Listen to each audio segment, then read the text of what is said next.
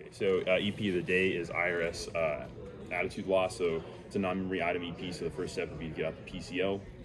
And then the first step is reference the BFI.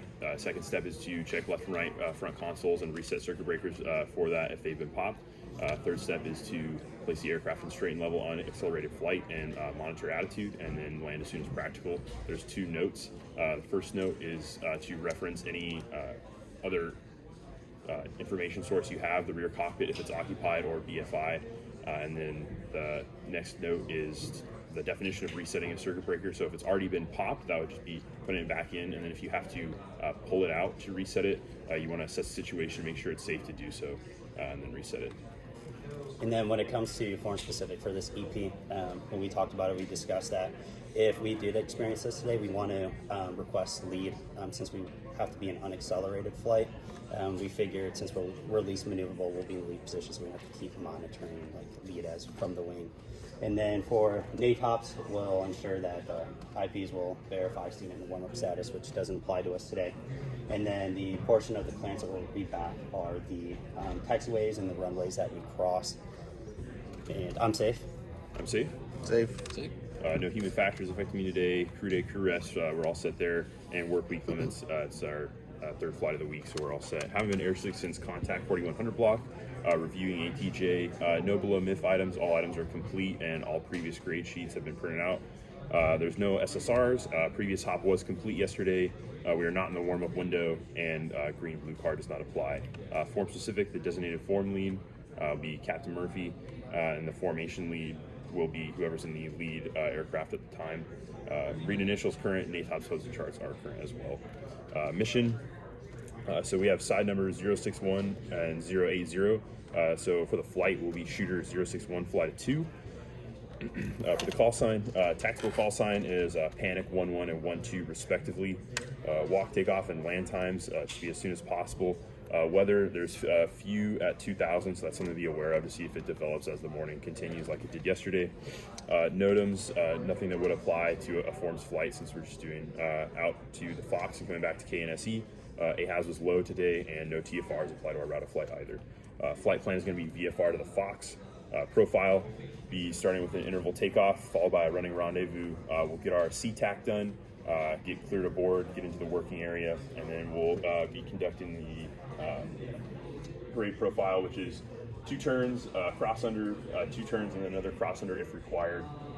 2 break up and rendezvous, one of them with a cross under, a lead change, and an ops check, and then repeat the same sequence, 2 turns cross under, 2 turns followed by another cross under if required, and then 2 BNRs with a underrun, and then another lead change, and we'll conduct our CCAS and take J course rules home to KNSE. And then toll data is calculated on kneeboard cards as well as the whiteboard. For field management, we'll utilize a notional joker of 675. Once we do complete that first ops check as formation lead, I'll take the lowest fuel state at our bingo, which will be 450 divided by 2 to get an updated one. For bingo, 450 and divert 310 for today, minimum emergency fuel. We'll declare minimum or emergency fuel for calculated field awareness load, 200 pounds or 120 pounds respectively. Non-flying pilot duties for IMC and instrument approaches, my mandatory call-outs will be plus or minus 10 knots airspeed, 10 degrees of heading, plus or minus 100 feet of altitude, angle of banks exceeding 30 degrees or more, pitch attitudes at 15 degrees nose up, 10 degrees nose down. Less than a minute to live, vertigo space for this orientation, runway in sight. We'll also utilize the 2 challenge rule, where if the other crew member doesn't respond to 2 call-outs, the other crew member will assume control of the aircraft. For frequencies and nav aids, we'll use our presets. Nav aid will be set to 112.3.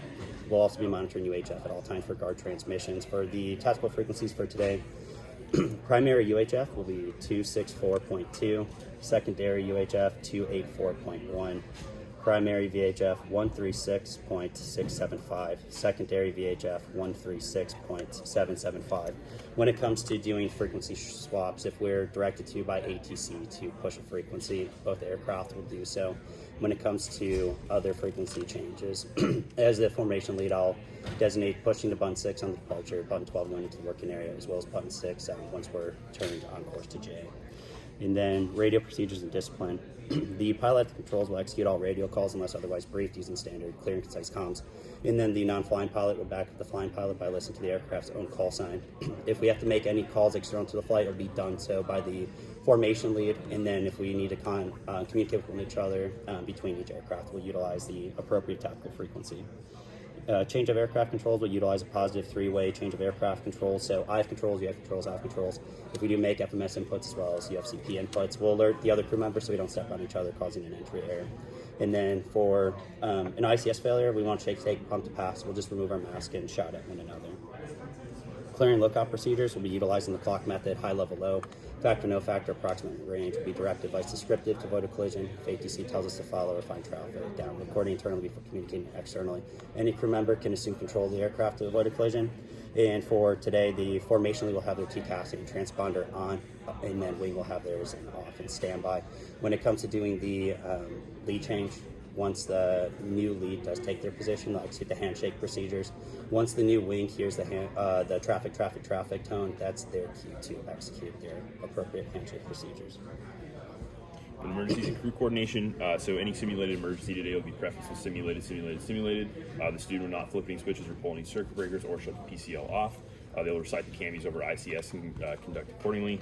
Simulated power loss, when the student verbalizes simulated PCL idle, the IP will set 4 to 6% on the PCL. Any actual emergency will handle as a crew, so the non-flying member will get out the PCL, consult all notes, warnings, and cautions, as well as any non-memory items, and then we will relay that to the other aircraft as soon as possible.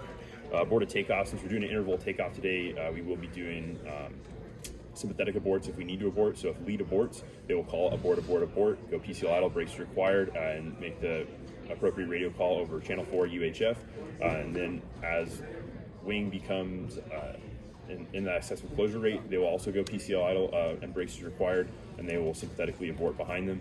And then if wing needs to abort, they will also go PCL idle, brakes required, call abort over channel 4 UHF. But they will wait to make that call until lead is safely off the deck with wheels in the wheel wells. Then wave offs are free and mandatory, can be called by student, instructor, tower, RDO, or another aircraft, and we'll wave off in accordance with the FTI. Departing prepared surface, we're going to go off the runway at a high rate of speed, a sharp angle, or hit some sort of obstacle. We'll consider immediate ejection. We're just going to roll off into the grass, and we'll just do PCL off, firewall shut a pole, emergency ground egress is required, and we will prioritize rolling in the grass over hitting the other aircraft. Engine failure, loss of power, engine failure in flight, zoom glide 125 knots minimum, PCL off, intercept ELP, air start attempt warranted, not warranted, firewall shut a pole, XC force landing or eject. Engine failure immediately after takeoff, runway remaining straight ahead, airspeed 100 knots minimum, PCL is required, emergency ground poles required, flaps required. If we do not have sufficient runway remaining straight ahead, we will consider ejection. And then radio failure, ICS failure. So there's 5 scenarios for a radio failure. On departure, establishing the working area, outside the VFR reporting point, Waldo or easy for today, inside the VFR reporting point, or in IMC or likely to encounter IMC. So if we have a radio failure on the departure, we will conduct a lead change as required to get the Nordo aircraft into the wing position, so the GoodCom aircraft is in the lead and they can coordinate the return to base or intercept course rules and return to base depending on how far away we are. And then if we have a radio failure in the working area, we can offer the lead to the Nordo aircraft so they have a chance to troubleshoot. At the conclusion of their troubleshooting, we will conduct a lead change as required, get the Nordo aircraft into the wing position so the GoodCom aircraft is in lead, and again, they can coordinate the return to base via course rules. And then if we find ourselves in a situation where we're outside the VFR reporting point, which will be Waldo or easy for today, and we find ourselves in a lost comm situation, we'll conduct a lead change as required to get the Nordo aircraft in the wing position. We have the GoodCom's aircraft leading the flight back. We'll fly course rules in accordance with the FWOP, fly over the duty airfield, duty runway, and making all calls. We'll break in accordance with the FTI, and what wing's looking for their signal to land is one touch and go executed by the lead. So lead will execute a touch and go to signal to wing to make their full stop landing, where wing will execute a full stop landing. If lead does wave off, wing will wave off behind them. And then at no time will the GoodCom's aircraft, which in this situation would be lead, will land on the deck prior to their Nordo aircraft. So they'll make full stop landing once they know that the wingman is safe on deck. If we find ourselves in a situation where inside the VFR reporting point, which would be Waldo or easy for today, in accordance with the FWOP, we're not going to conduct any lead changes. So if lead does go Nordo, they'll stay Nordo. Wing will then pick up all radio calls, communicate with tower to get the all the snap signal. Since lead may not have the ability to hear that they're cleared to brake. They'll ensure that they visually clear the direction of the brake prior to braking, where we'll still brake in accordance with the FTI. And as lead, you're looking for the all the slam signal to get the clearance to land, as well as visually clearing the runway to ensure that it's safe. Lead will make a full stop landing, and then wing will land behind them, execute a full stop landing with interval. If lead does wave off, wing will wave off in suit. If we find ourselves in a situation where lead's Nordo and there's a safety flight issue, lead does have the prerogative to disco if they feel like they need to, or will disco in accordance with the FWOP, go outside tower's airspace, conduct a lead change as required, where the good comms aircraft will lead us back into the airfield to land. If we find ourselves in a situation where wing goes Nordo inside the VFR reporting point, they'll stay as wing. We'll attempt to pass hand and arm signals to lead to get their attention, and we'll still brake in accordance with the FTI. And what wing's looking for is lead to execute their landing. If they execute their full stop landing, wing will land behind them with interval. And then if lead waves off, wing will wave off behind them. And then if we find ourselves in a situation where in IMC conditions are likely to experience IMC conditions with the Nordo aircraft, our first priority is to remain VMC if we're able to and land VMC at an airfield. However, we can separate where the good comms aircraft pick the IFR planes for themselves. And then the Nordo aircraft will squawk 7600, announce all their intentions in the blind, and fly a predictable Nordo approach to the airfield. And then if we have the published circling mins for the runway use or minimums of 1003, we can fly a section approach. So the formation lead will pick up an IFR clearance for the flight. We'll fly a section approach where the Nordo aircraft is in the lead position. We'll break out of IMC where lead's going to be at wings 10 or 2 o'clock position, and they're going to give their wingman the signal to land. So they'll point to the runway, pat their clear shield, and piss off the wing. Where wing will then execute their full stop landing. Lead will go low approach, keeping their eyes on wing to ensure they land safe on deck. Once they land safe on deck, they'll go missed approach, or if they have the weather and they're cleared to by tower, they'll turn downwind to execute their landing. If wing does wave off, they'll wave off and fly behind lead and match their configuration as well. If we lose our ICS today, as previously briefed, we won't shake, take, pump the pass, remove our mask, and shot at one another. For inadvertent IMC, we have 2 situations for this. We have the parade position, inadvertent IMC, as well as cruise. If we're in the parade position, we go inadvertent IMC as the wing. My main priority is to maintain a good parade position, looking for my checkpoints, as well as being ready to execute the appropriate lost sight procedures if they do occur. As the formation lead, in this situation, I'm going to check, I'm going to establish a good instrument scan. I'm checking my altitude to ensure I'm MEF plus 1,000. If I'm not, I'm going to ensure that I get to this altitude prior to making an educated decision on how to get out of IMC, which could be climbing, descending, left turn, right turn. If the formation lead is unable to break out of IMC, we can pick up an IFR clearance for the flight. We can separate where both aircraft will pick up their own IFR clearance. However, if we're unable to do so, we'll squawk 7700, use guard as appropriate, and declare an emergency. And then for the cruise position, if wing is in the cruise position, they will actually go inadvertent IMC. They're not going to follow them into IMC conditions. They will avoid IMC with whatever means necessary, whether it's climbing, left turn, right turn, descending, and then they'll look for lead to break out. If lead doesn't break out, they'll execute the appropriate lost sight procedures. If we do have to execute those procedures, we'll ensure that as wing, we'll turn on our TCAS and transponder to have better estimate of the other aircraft is, as well as lead knowing where we're at. For a down pilot aircraft, we have 2 situations: an aircraft internal to the flight and as well as aircraft external to us.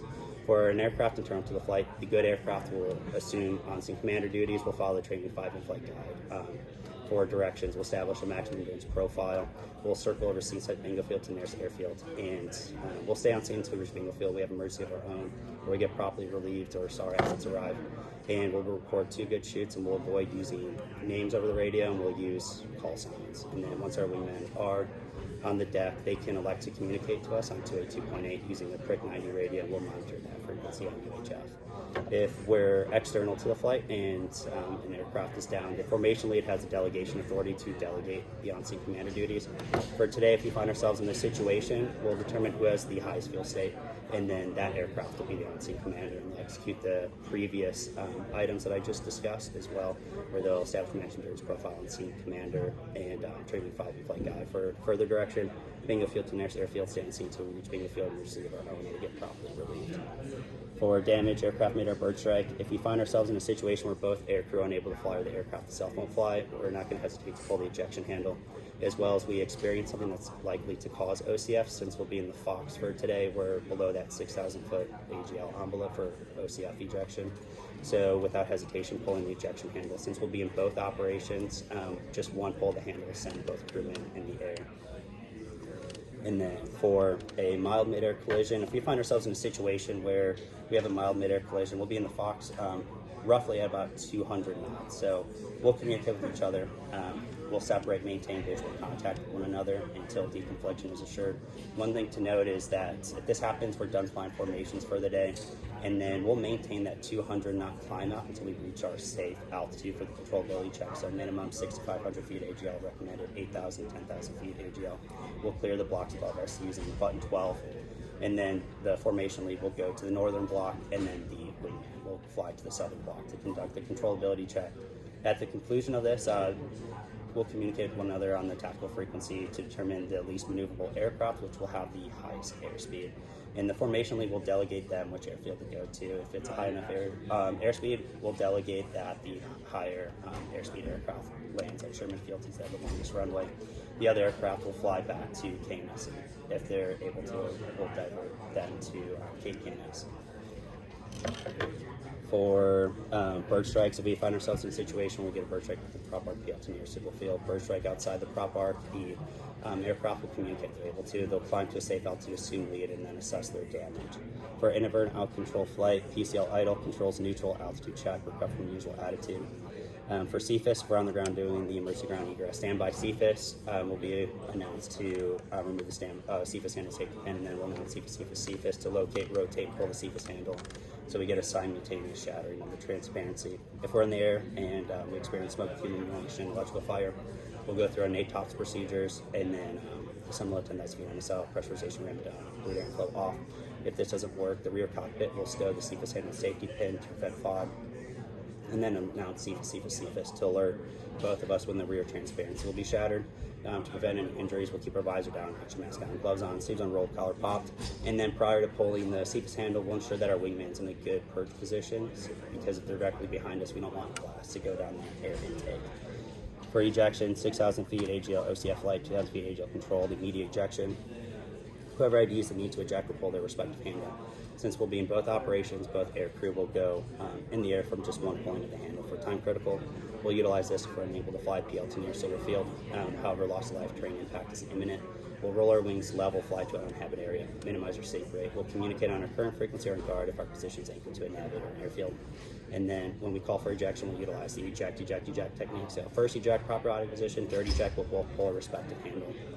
And then for control ejection, we'll communicate our intentions to eject to our wingman as well as ATC. Since we'll be in the Fox, we'll fly over Atmore today at a 180, heading for the controlled ejection, executing the controlled ejection checklist. And then at the conclusion of this, we'll pass controls to the pilot in command, where they'll place the PC on the opposition and call for ejection via the eject technique. For immediate ejection, loss of ICS, everything remains the same. Whoever IDs need to eject will pull their respective handle. For time critical, the above 5 steps I mentioned remains the same. However, the call for ejection is different, so we utilize 3 bangs on the canopy, where the first bang is proper body position, and the third bang, whoever does the banging will pull their respective handle. And then the other crew member won't touch their respective handle unless 3 seconds has gone by and they've not ejected themselves. Then they'll pull their handle. For controlled ejection, we'll utilize the face signal to signify our intention to eject. We'll still fly over an uninhabited area or Atmore for Taylor 0 heading. Show the other crew member the pocket checklist to show them that the controlled ejection checklist is being conducted. Thumbs up signal will be given to one another to signify we're ready to eject, where we'll, in this case, shake tape on the pass, get the controls to the pilot in command. They'll place the PC on the opposition and then call for ejection utilizing the 3 bangs on the canopy. For post-ejection procedures, we'll utilize IROC, suspect canopy risers, flight up PU, raft release over water, routine over land, options over land, visor down, oxygen mask on, gloves on. And then SSK, we can release it since we'll be over land today, as long as we're not over trees at 200 feet AGL. We'll release it using the left side of the seat. And then we'll use our Lemoyne slot steering toggle, steering to the wind, and then execute the PLF once we hit the deck, and then at the conclusion of this, release the upper coach fittings. For water, we'll keep our visor up, oxygen mask off, gloves in the vest, raft's already going to be released. We'll Lemoyne slot steering toggle, steering to the wind. Once our feet touch the water, release the upper coach fittings, then avoid the chute. dissipating the chute while we're kicking them to retrieve our survival items. And then once we board our life raft, we'll release the lower right coach fitting to retain all our survival items on us. For post-ejection procedures as well, we'll locate our UR-T-140 beacon, set a blade on time 406. We'll communicate with one another via cell phone or on a Prick 90 radio using 282.8, as well as communicating to our wingman above us as the on-set commanders if we need to. Once our beacon is set, we'll set 243 on our Prick 90 radio and communicate with our SAR assets, where they may advise us to switch to 282.8 once we maintain radio comms with them. And then mission-specific ORM for forms. So if we go, if we're flying forms and wing goes blind today and lead is still visual, lead will attempt to talk wing onto their position using the clock references relative to the wing position, and vice versa. If lead goes blind of wing and wing is still visual, they will attempt to talk lead onto their position using the clock references relative to the lead position. However, if both aircraft go blind, we will proceed. Lead will be directed to ensure at least 500 feet of altitude separation, as well as which blind rendezvous point we proceed to, whether that be the 1 Alpha, 2 Alpha eastern intersection or Atmore. And then the higher altitude aircraft will conduct a 200 knot, 30-degree angle bank left-hand turn over that point, calling out the position 1, 2, 3, or 4, 1 being over the point, 2 being at the 12 o'clock, 3 being at the 9 o'clock, 4 being at the 6 o'clock. The lower altitude aircraft will use those call-outs to gain a visual on the higher altitude aircraft and conduct a join-up.